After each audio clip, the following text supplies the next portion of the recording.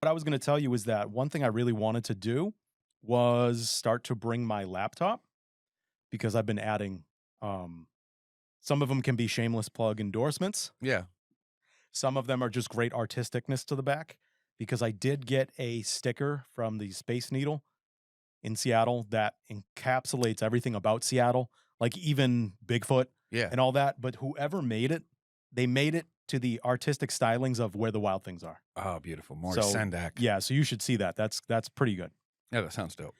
Welcome back, everybody. Welcome back, Remy, especially. Hey, man, thank you. Welcome back to you as well. Thank you very much. Where would you like us to begin? Well, I think that you had a little adventure recently, and you got to go to what is essentially the mecca musically of where you and I fell as fans in the 90s. You did a Seattle trip, man. I did do a Seattle trip. You are absolutely correct. I want to hear about the details. Okay, so again, my wife, Sherry Lynn Nicholas, Sherry! been on the show before. She has had a season of bodybuilding that is not rivaled by anything she's ever done. Yeah, you guys are always going, bro. She did 7 competitions this year between 2 federations. Yeah. And these have taken her to Vegas. They have taken her to Charlotte, North Carolina, Lawton, Massachusetts, and we ended the season in Seattle, Washington at what is called the Worlds. And that is no lie. There were, as I told you off the air, 46 countries. There were competitors from 46 countries there. Crazy, right? Doing this shit. And so we went out there. We were joined by a good friend of hers who also helps out. So there were 2 of us there to help her out. Nice. We landed on Thursday. Competition was Sunday. We flew back on Monday. About a week ago. How did everything go? Just in general, how was the trip? It's always easier for us on the East Coast to go to the West Coast. Okay. The travel back is always going to be shitty. Yeah. For example, I got on a plane in darkness in Seattle, Washington in the morning, and I landed in Boston in darkness. Yeah. So I've done that exact days. flight when I was coming back from Did it take you a few days?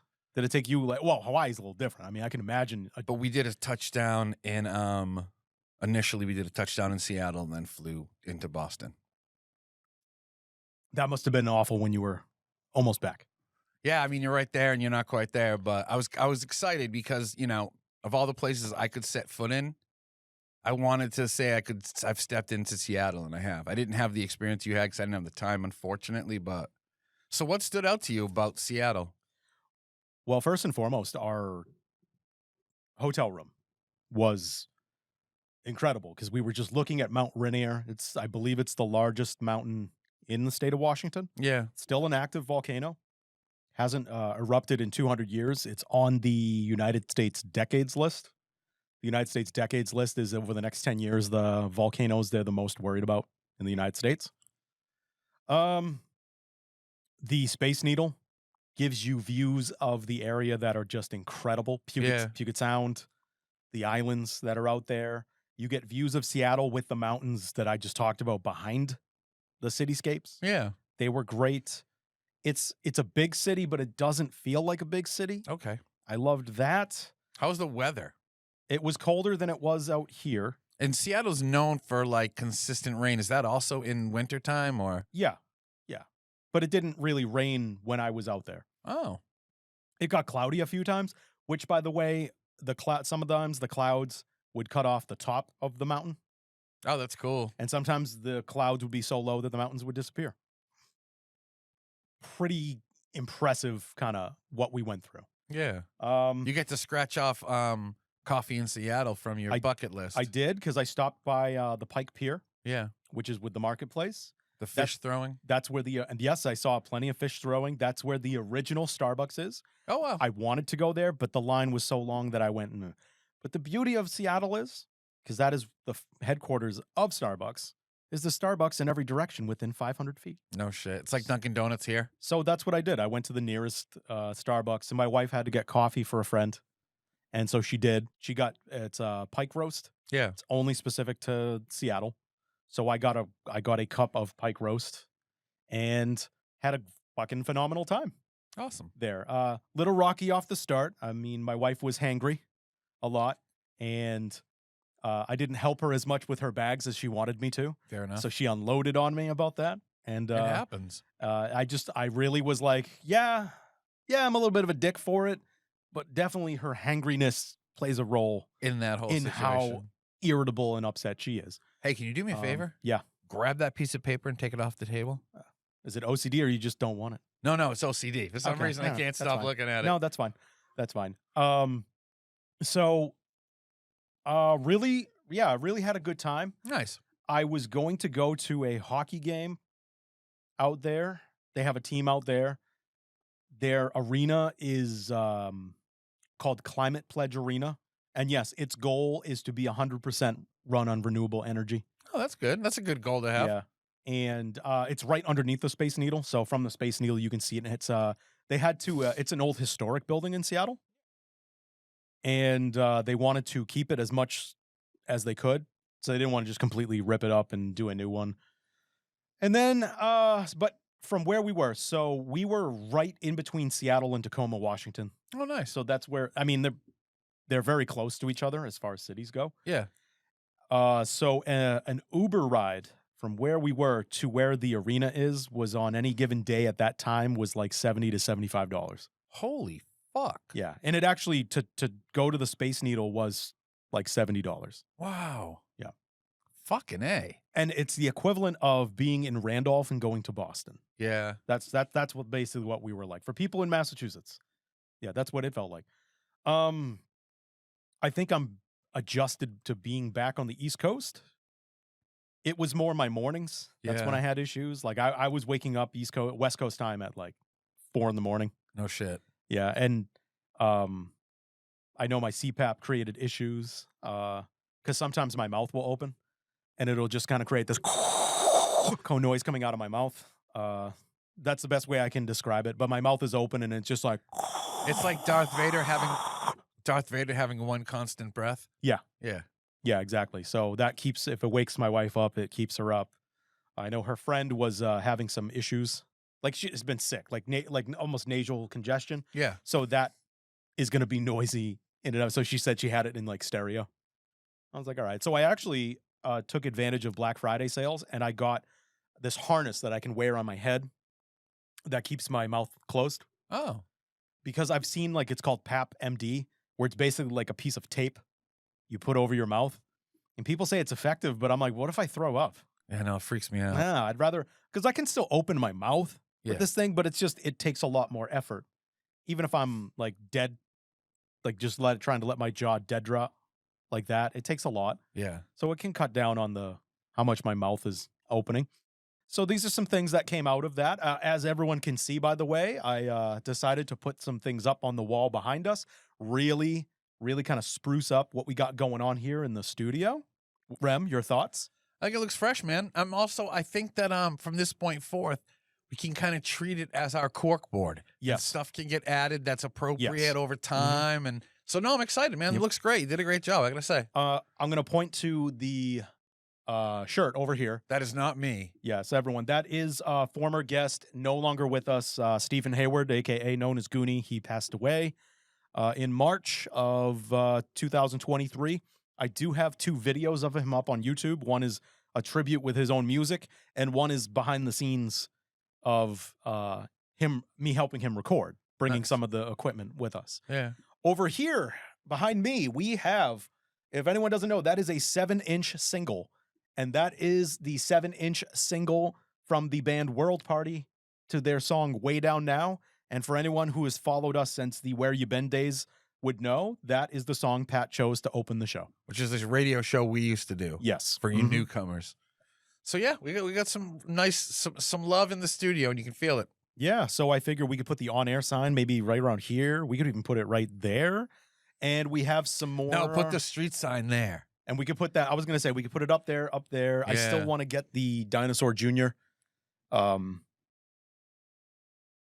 Because Where You Been was the name of the show, and he got that from a Dinosaur Jr. song. From their 92 album. Masters of Shoegaze. I know. Yeah. It's not my favorite album by them. It's got some great tunes. Yeah. We're just going on a little tangent there, Dinosaur Jr. So that's what I have was up to over the last Did week. you know that Go on. Dinosaur Jr. did a song with Del the Funky Homo Yes. Sapien? Okay. I had it when I had an iPod. I actually had that song on my iPod. Awesome. Yes. J Masix. Mascus?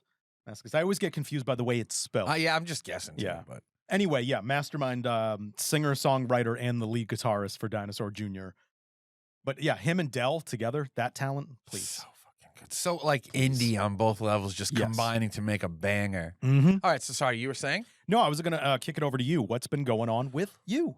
I'm still, it's funny for me. Things are so much better than they had been, I have to say. But I'm on the polar opposite of where I used to be. Because where I used to be was like, I had one part-time writing job that I did now and then, but I was loafing, man. I was lost for a minute. And now all I do is work. I have 3 gigs, a writing gig, a taking care of someone gig, and a bud tender gig. So, Rem, just so you know, I dubbed that episode where you told us about your job. Yeah. I dubbed that your revenge story arc. Nice. And people like that. People like that episode. Yeah, no, people have loved that episode. Just so you know. Yeah, I appreciate that. No, so for me, it's been weird because like they'll have me doing mornings, and it's kind of a hike from my house. It's not like right near my house. I chose someplace a little further because I like the town more than the town I live in. Yeah.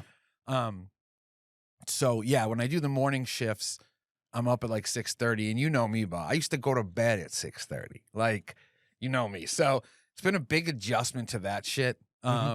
And so I'm always fucking tired. But things are good, man. I'm getting shit done finally, and I feel like things are back into a rhythm, and I feel like and some people won't get this and some will relate, but I feel like I exist again and I'm contributing. So it's been good, man. But like I said, when I'm not working and not doing the caretaker stuff, which takes a lot of time too, I'm chilling, man. It's an underrated thing that you just brought up there, that how much it matters to have value. Yep. I think it is. I think it is. And I don't mean in the way of our boomer parents. I don't mean in that way. Value, like yeah. Value to them was how much money can I make and what kind of life can I live? I think what you're talking about is more like a spiritual, like a karma wealth. Yeah, because you can hit a point when you feel like you've just been driving on the hills in neutral, and that the neutral's been taking you up and going you down, but you haven't been doing anything. I like how you said that, because that is something that I was going to talk about, which I have not talked about with Rem, by the way. Have not talked about with you. It's that episode kind of arc that I've been talking about that I didn't name. Yeah, I know. I'm able to get it out. Okay, cool. I'm able to get it out, so don't worry about that. But I can keep going. Unless you want me to shut it off. I can shut it off. No, it doesn't matter. If it doesn't matter to you, it doesn't matter to me. We're talking about the heater. This thing booms on behind me mid-episode every time, and it's like it's like dubstep. I can get it out of the background. Yeah, no worries. I can get out of the background. Don't worry. It gets picked up when I do the post editing. Fair enough. No worries there at all. So anyway, what I was going to get at is that I feel like I've been running in neutral a lot. Yeah. And it gets more amplified depending on situations. For example, yesterday we did an early Christmas with a family from another part of New England. Yeah. There was a lot of conversations that took place. Are we going up to Maine? Are we going down here? We ended up staying down around here. And then there were a lot of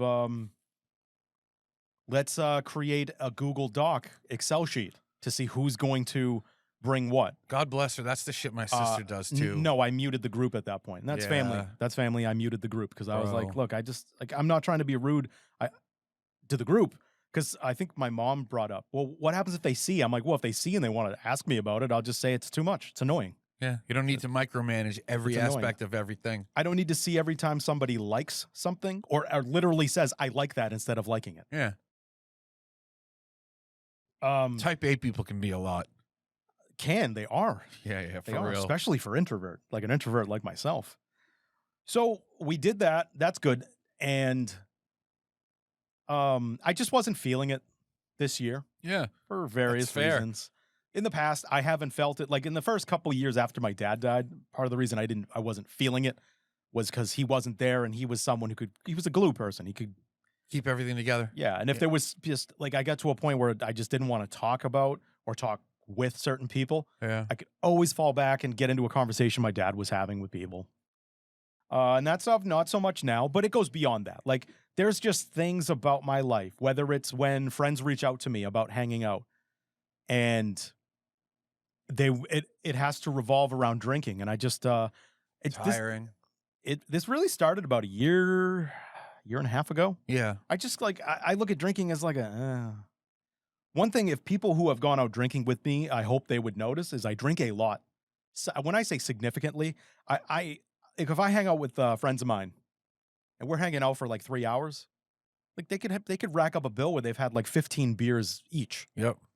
And then it gets to me and it's like, oh, 3 hours. Oh, you've only had like 4. And it's like, yeah, because it's like, I don't need to get just fucked socially drinking. up. I don't need to Yeah. get fucked. Oh. yeah, I don't even like to get just any kind of inebriated as much Yeah.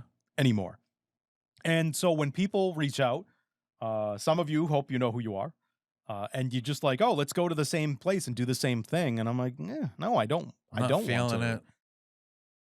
And as corny as this sounds, because it will relate to another episode that we're going to do, I was watching a Rob Lowe reel. Yeah. And it was actually a really good reel. I'm not trying to, it's not like an Atkins reel. I know he does those things and I find it insufferable. Yeah. We get it, Rob. You're like 60 years old. And you're in great shape. And Shut you're the in fuck great up. shape and you're gorgeous as always. Yeah. Like, fuck I off. remember the video when you pissed on a 16-year-old girl, so shut the Yeah. fuck up. Thank you. Thank you. Right? Thank you. No one talks about that with No one him. talks about Rob Lowe. Yeah, Rob Lowe had one of the first leaked sex tape with an underage girl. Or No one talks about when Rob went too low. too low. Yeah. Oh, but So anyway, what he was essentially talking about is he was talking about his substance abuse history. yeah. And he was saying, people can remind you that how much it's impacting your children. Your spouse can remind you how much it's impacting your relationship. All these people can remind you of how hard it's making your life with other people. But you have to figure it But out. for you're the one who yourself. has to want to change. Yep. And that and Sorry to cut it off. no, please. I encourage that, because unlike myself, you don't like cut me off like I cut you. I'm sorry. It's all good, I'm man. just talking shit to myself there. And really how that resonated with me is in this way, Rem. Yeah. If there has ever been a song in title or lyrics or both that has ever encapsulated how I view the world or my experience with life, Yeah. it is a song by The Replacements. It's a song from their 1984 Let It Be album, Okay. and that's Unsatisfied. Interesting. Yes. And the reason I say that is because I've touched upon it a little bit when we had that episode about our dads. Yeah. And I talked about my dad was very like poetic and romantic with the way he spoke. But there were times where when I got to points in my life and I expected the experience that was explained to me, And you didn't get it. and it not only did I didn't get it, it wasn't anything like that, or it was as monotonous as a thing as people could talk about, and it just left me disappointed. Yeah. And I feel there's a lot of, and so I stopped seeking that out. To my credit, I really started tuning that stuff out and just was like, I'd rather have a blank slate going into something. So, because when I talk about like, is it slightly hyperbolic? Yes, when I say that, because for example, no one ever explained the Grand Canyon to me. Yeah. So the first time I saw the Grand Canyon, it was actually something I would describe as majestic. I would actually describe as you're looking at something that's not real. Yeah. And the fact I had that blank slate made it a more worthwhile experience. Like it made it feel like, and I know I'm whatever, but I know it's like it's like that. Oh, I wonder how many people have this experience, or is this just Yeah. a me experience? There's very few times in my life where I've had that, and I always ask myself, is that a me thing, or is that are there other people out thing. there have those kind of moments in life? Yeah. So when you combine that with Mr. Lowe, and it's almost like an epiphany moment, I really kind of said to myself, there's things about my life that I've been waiting for the change to magically happen. And shock of all shocks, it hasn't happened. Doesn't yet. just happen Yeah, unaided. it doesn't just happen. You're right. It doesn't just happen. So there are things that I want to change about my life. And just the whole social aspect to drinking is one of them. I'm kind of heading that way. And all these things I'm talking about are things that my life has started to transition that way anyway. Yeah. And really, I'm just going to speed it up. Other things, it's a terrible time to want to talk about buying a home, but I truly would like to Yeah, you're ready for that stage. have a home. Yeah. Um, And that's got to be somewhat frustrating right now. oh yeah, yeah, yeah. Do I have money where my wife and I could put a down payment on a house? Yeah. Yeah, but don't do it to the wrong. You know, smart enough to wait. Yeah. Yeah. And I just want to be able to maximize the ways that I'm gathering that money together. Yeah. So that's about kind of where is my financial focus going. And those are other things. And, probably I've talked about it with my doctor. I've talked about it with my wife. I've talked about it with people. But I think maybe this is the year that I actually put my pride and my ego aside, and I actually will go and start seeing a therapist. Yeah, about things. We've talked about we should as a society we should more normalize that. No, I agree completely. It's okay, even if you don't think you have a mental illness. It's still fine to talk to a neutral party about the things that you don't want to talk about, and I think that that's a healthy thing. For the last 6 months, I've had one, and I honestly thought you had one for a long time. No, I go through phases. I had one at Whitney. After Whitney, I had one for a little bit, but I'll always almost get too self-important and be like, oh, I know all this. Because we worked in the field and genuinely, not to sound fucking smug, but we do know anything they're going to tell us. But it doesn't matter. We need someone who is a third party to tell us that for us to really digest it. You bring up a good point, Rem, because for me, it's like, well, it fucking rattles around in my head all the time, and what good is it doing? It's not doing any good in there, bro. It's not doing any good. So these are just some of the things that I want to do. Some of it is, I want to get healthier, much like we talked about in the car. It's not too I don't want to make it sound like I'm like suicidal or that. I'm not. I want to make it clear that the reasons why I want to is I just want to have different improvements in my quality of life for however long my life is. Yeah. I truly feel like I've used my body as Evel Knievel used a dirt bike. Well said. I've used my body as an obstacle course for the majority of my life. And while I'm still here, I'm starting to feel that. Yeah, no, I agree. And I'm tired of I'm really not liking that. That's why I'm fucking tired, man. It's exactly. You come to these conclusions, you're like, oh, well, you know what? This machine worked for so long, but I need to take it to a mechanic. No, that's a great way to put it. Along with that, there's something that I myself feel candid with sharing with you and with whoever watches or listens. And that is that I'm just gonna call it for what it is. I feel I've stymied your creativity with the show. How so? A little bit. Just in past conversations we've had where I do want I do want you to have input, but there are times where I'm even like, let's ease back. But you know what? Let's ease forward. Yeah, let's ease forward. And it's not for ratings. This isn't for a ratings grab. This isn't for more people. This is just more for where the show's going. Yeah, and Bob said, and for people who maybe don't fully understand, okay, so me and Bob is most likely to talk me out of jumping off a cliff. Not for suicide necessarily, because, oh, there's a cliff and this looks fun. So Bob's the one, I think, out of the two of us who's more grounded, more sensible. I'm a little more off the cuff, a little more fucked up. And so I think to an extent, there's been a part of you that's like, let's have Remy on 6.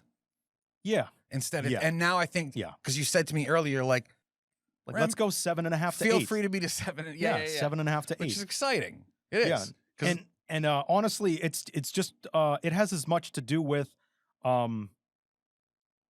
as the show evolves. Yeah. There are a lot of promos out there where we talk about guests, but you know what? As we've figured out, guests are hard to come by sometimes. Good guests. We could have shitty guests every week, but we're not going to do that. Yes. And I think if we're going to have shitty guests on, then I want Rem to be like on a 10. Yeah. So that you could be like, you fucking suck. Yeah. Like, what are you saying? Do you hear what you're saying out of your face? Let's reel this in so that we can actually get something that's entertaining. Yeah. And so, well, I appreciate that, man. That takes a big man to say something like that. So I appreciate that. Yeah. Well, hey, listen, if I've just been talking on a diatribe for the last 15 minutes about all these genuine changes, that's something that's been rattling around my head. There we go. That's something. All right. I can fuck with that. I mean, otherwise, I just See, okay, so Bob yes. chases sparks. This is what Bob does. He gets these sparks and he chases them. And they're amazing. They lead to amazing places. And I think that the podcast was a huge spark for you. Yes. And obviously it has been, and the work you've been putting in amazing. What you're essentially saying now is, I need a new spark. Yeah. Yeah. Yeah. The spark isn't the same, but also not that you need to get away, just something there's something missing in what's happening. Yeah. Yeah. Yeah. Like well, you work your ass off, so there's that. I've seen enough podcasts that have a finite I never viewed this as a finite thing. I viewed it as something that will evolve over time. Yeah. And I just view this as the next way that having Rem with bringing more of his authentic self to the podcast and more creativity. Yeah. So that we can see where the show goes from there. And because one of my favorite podcasts, which was Why This Song Stinks. Yeah, you told me. I mean, that was a finite podcast. It was a phenomenal podcast by a recording artist. Yeah. Who could play the instruments and could play it all while he described why these songs are terrible. But that was finite. I don't view this as finite. I just view it as something that can naturally evolve over time. And as our audience grows, as you guys grow, and you guys should rightfully so get feedback into it. Yeah. That's how it can evolve as well. I think it's all that makes it very organic and a very symbiotic relationship. More of a natural and organic. Yeah. Because that sticks with the normal underlying theme I have always had for this show. Like we're like the vessel for a group of people to give themselves their own voice. Oh, I like that. And so that's how I can see us evolving to get there. Yeah. Got to start with literally allowing Rem to have more of your authentic voice. Or the rebel yell. She cried more and more and more. Oh, well done. Well done. Billy Idol. I know, man. You can't fail with a little Idol, but yeah. So, I mean, I and I hear you, and I think that for me and Bob, there needs to be some challenge to this. Yeah. It's too no matter, easy. Yeah. And It's we've too gotten to a easy. point when it's really easy. And even this week, it's like, what do you want to talk about? And what's interesting is we can pick shit and be like this or that, but I don't think either of us have been too excited about what we've picked in the last couple weeks. Not for any other reason. We've had some really great episodes, but yeah, I think that I think the last thing for me was the sex comedy one. Yeah, Yeah. that was a great, the Revenge of the Nerds and Yes. shit. Yeah. That was a good one. I wasn't excited about the Madonna one. No, I mean, no, you knew. I Just told saying you how what we all feel. What we all feel. Yeah. Don't fucking lie either. You Yeah, feel no, the same You can way. be honest with us. Be honest with yourselves. Like there's a lot of self-honesty going on here. Be honest with yourself. She's hunting. And I think I showed her to my mom. And my mom's like, "No, that's not Madonna." She's like, "You're fucking with me." And I'm like, "Okay, you're allowed to think that. That's how fucked up this is."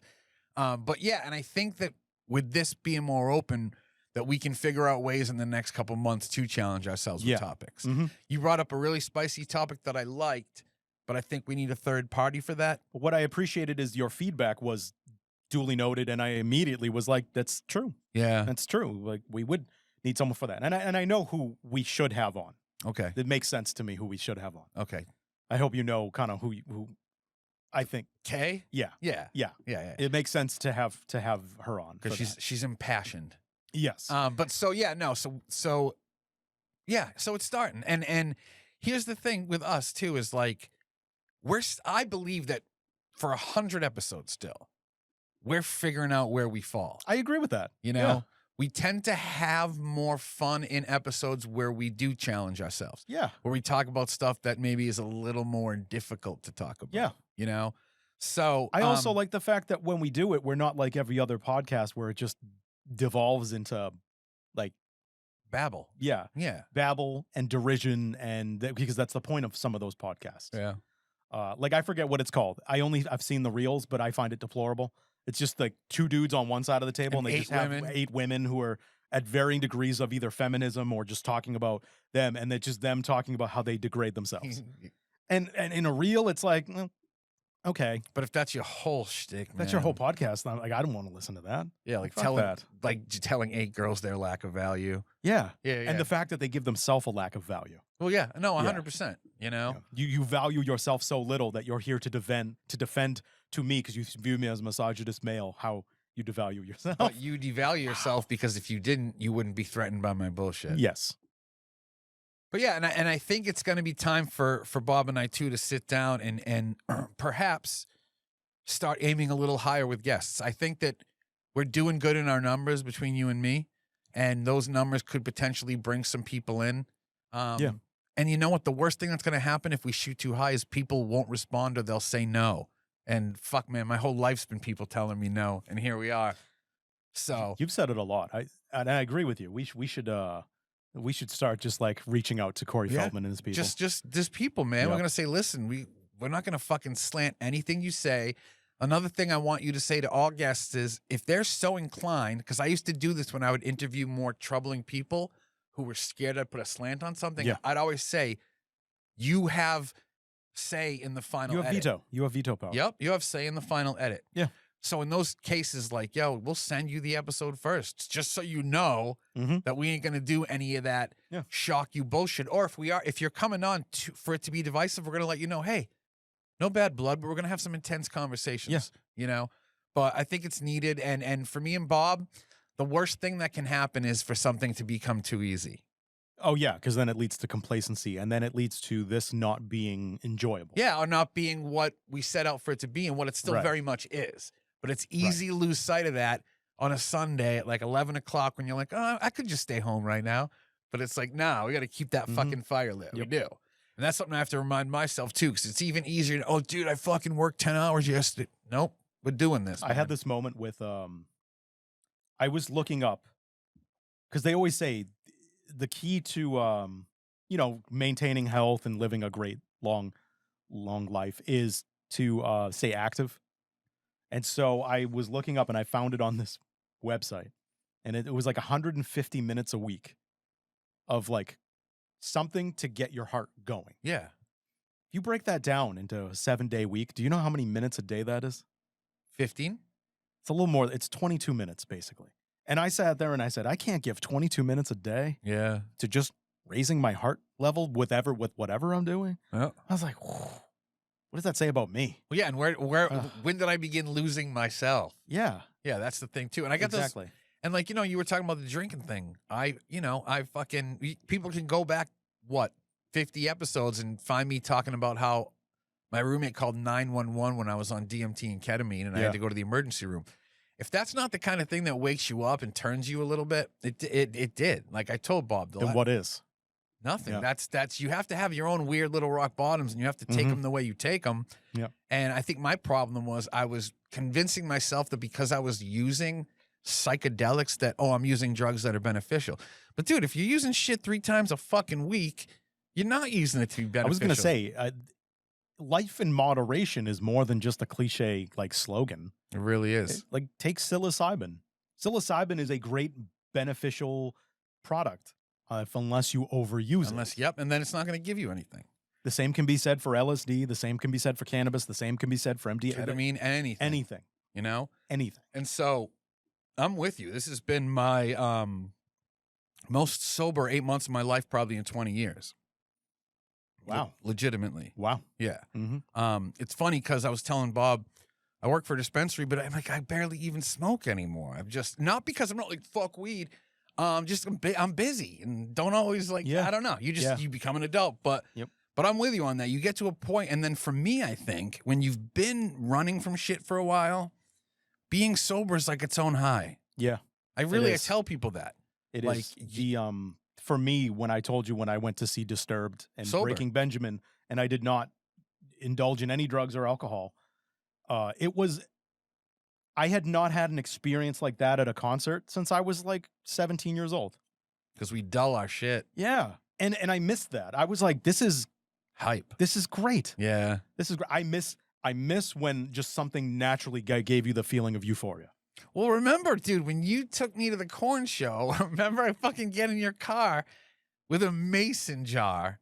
Yep. Filled with honey and mushrooms and marijuana. I'm chugging it the whole time. I never told you this story, dude, like to the extent. And then, right, because I think we're just going to a show. And so I'm fucked up. We leave the car. Some dudes start shit behind us. Remember, that was the time I turned around and yelled? Yeah. And so, but I'm starting to like fucking trip. And Bob was like, oh, we just got to go meet my buddy at a bar. I never told you what that was like for me. I'm like, in the bar. It was fucked up. A bar in, as COVID is winding down and places are fully opening Jammed. up around St. Patrick's Day.